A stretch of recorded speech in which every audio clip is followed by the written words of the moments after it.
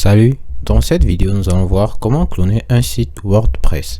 Alors faire ceci est très facile. Premièrement, déjà là sur votre compte WordPress, ce que vous allez faire c'est venir sur les options visibles ici à gauche, et là ce que vous allez faire c'est aller sur extension, et parmi les options disponibles pour extension vous allez choisir l'option ajouter une extension.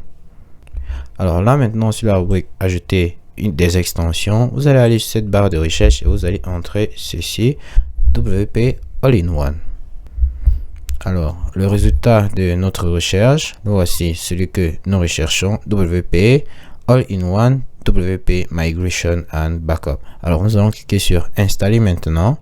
Alors l'installation terminée, ce que vous allez faire c'est tout simplement venir cliquer ici sur activer. Alors en cliquant sur activer, vous allez venir sur la rubrique extension, et sur cette rubrique extension vous allez scroller et venir sélectionner l'option All-in-One WP Migration. Vous allez la sélectionner, ensuite vous allez cliquer sur appliquer.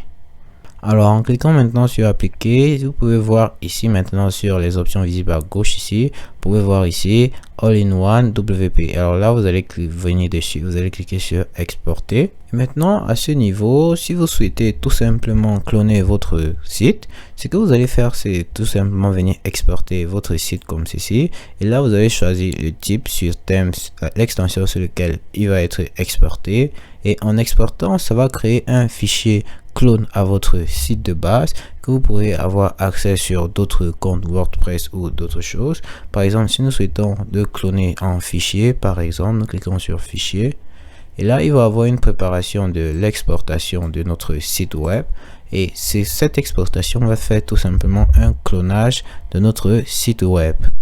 Alors après avoir exporté notre fichier qui est tout simplement notre site, nous pouvons ainsi, après avoir téléchargé notre fichier, nous pouvons aller le visualiser dans notre machine en cliquant tout simplement ici sur afficher dans le dossier. Ensuite là nous pouvons voir ici notre site que nous venons de cloner. Alors c'est tout pour cette vidéo et merci.